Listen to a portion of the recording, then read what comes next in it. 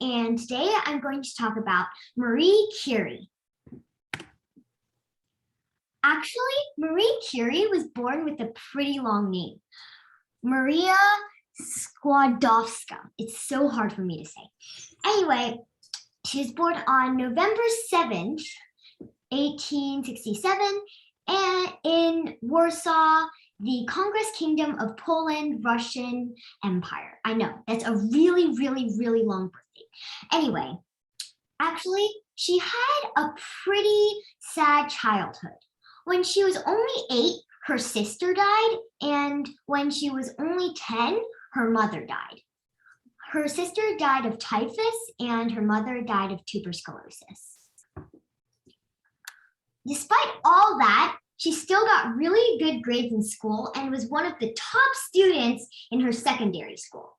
She wanted to continue her education, but unfortunately, the colleges in Warsaw were all men's only colleges and they did not accept female students.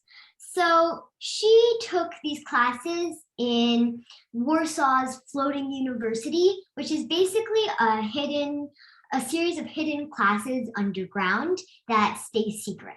I found that pretty cool. And I wonder why they call them floating university classes when they're actually underground.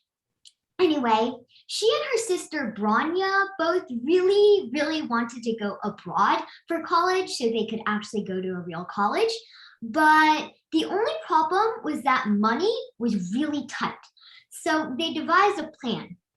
When Branya was going to school, Marie Curie, or Maria as she was known, she would work and send money to her sister so that she could pay for her college education.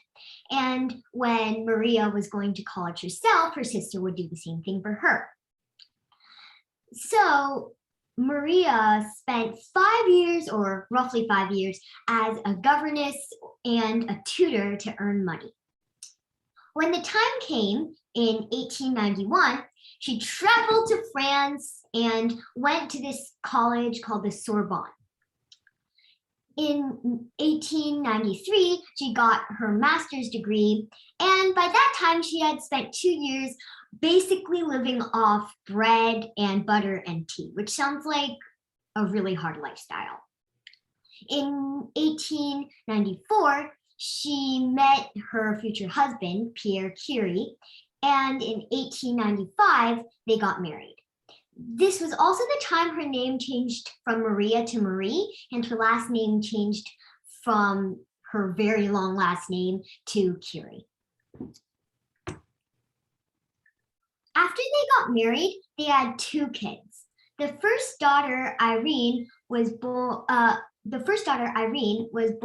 1897, and a picture of her is on the far right. In 1935, she won the Nobel Prize for Chemistry. Their second daughter, Eve, I think, was born in 1904. In 1937, she wrote the first biography of her famous mother, which I'm pretty sure she also wrote a movie or something like that, or the book became a movie. Now, let's talk about all the important stuff. Her discoveries. She and her husband discovered 2 important elements, polonium and radium. I think maybe polonium was radioactive, but I'm not sure. And polonium was named after her hometown. Radium was named for its radioactivity.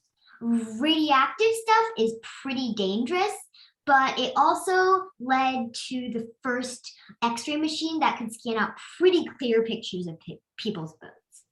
She also won 2 different Nobel Prizes and is the first person right now to have ever achieved that. She is also the only person right now to have achieved that.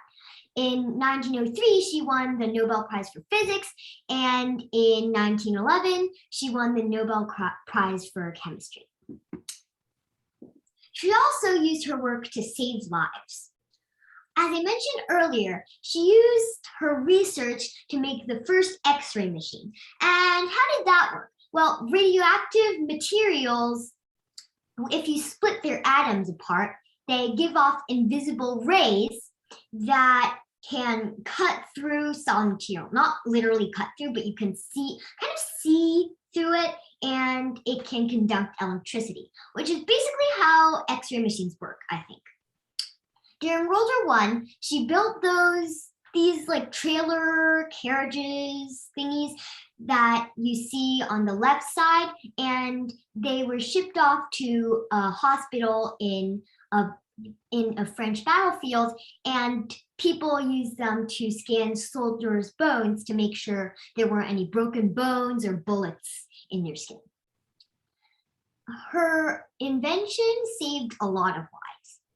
Of course, X-ray machines back then looked really different from X-ray machines right now, but Marie's discovery was what led to them.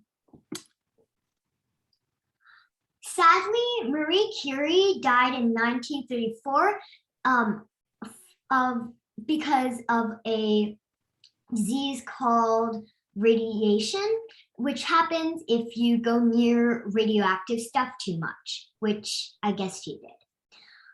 Fortunately, before she died, she had already inspired many people to make major breakthroughs through science and to help other people with their discoveries. That's my speech on Marie Curie. Thank you.